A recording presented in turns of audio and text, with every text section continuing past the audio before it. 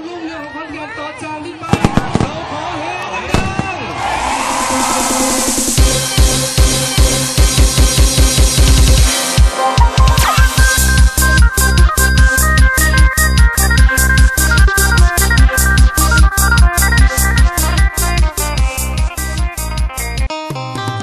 ๆในนามคณะกรรมการจัดกิจกรรมถนนข้าวเหนียวในงานประเพณีสุดยอดสงกรานต์อีสานเทศกาลดอกคูณเสียงแคนและถนนข้าวเหนียวประจำปี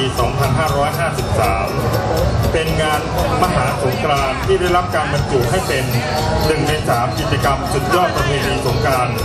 ของประเทศไทยจากการท่องเที่ยวแห่งประเทศไทยตั้งแต่ปี 2548 เป็นต้นมาโดยกิจกรรมภายในงานยังคงเน้นการอนุรักษ์สืบสานประเพณีไทยการส่งเสริมศิลปวัฒนธรรมพื้นบ้านการส่งเสริมอาชีพและรายได้ของคนในท้องถิ่นตลอดจนความสนุกสนานเพลิดเพลินอย่างสร้างสรรค์